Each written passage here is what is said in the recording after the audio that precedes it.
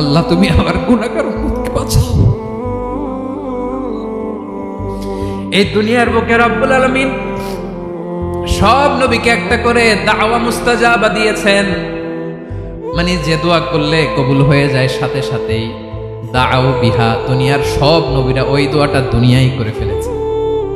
সব নবীকে আল্লাহ একটা করে দোয়া দিয়েছেন, নবী দোয়া করলেই কবুল। সব নবীরা ওই দোয়া করে ফেলেছে দুনিয়াতে। বিশ্বনবী বলেন আমি করি নাই।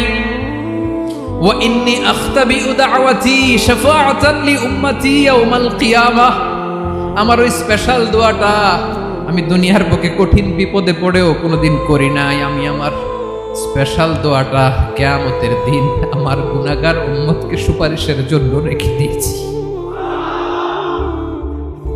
আল্লাহ বলবেন নবীর ফারাসাক, মাথা তোলেন, আর কাটবেন না। বিশ্বনবী মাথা তুলবেন, আল্লাহ বলবেন সাল তুতা, আপনি যা চাবেন তাই দেব। ওয়াশফা তুশাফা, সুপারিশ করেন, সুপারিশ কবুল করব।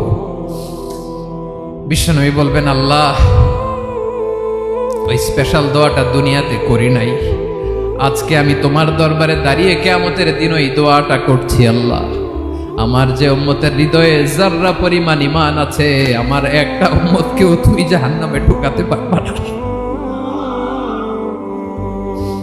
বিশ্বনবী পাগলের মতো একবার হাউজে কাউসারে যাবেন, একবার সিরাতে যাবেন, একবার পুলসিরাতের দিকে, একবার হাউজে কাউসারের দিকে পাগলের মতো দৌড়াতে থাকবেন, তার কোন গুনাহগার উম্মত যাতে জাহান্নামে ঢুকে না যায়।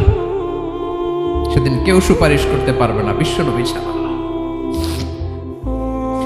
এজন্য 5 নম্বর আল্লাহ বললেন মান যাল্লাযী ইয়াশফাউ ইনদাহু ইল্লা বিইযনিহি, কার সাহস আছে, কার এত বড় বুকের পাটা কিয়ামতের কঠিন দিন আল্লাহর সামনে দাঁড়িয়ে সুপারিশ করবে? কারো ক্ষমতা নেই, কারো ক্ষমতা নাই। বিশ্বনবী সেদিন সেজদায় পড়ে উম্মতের জন্য কাঁদবেন।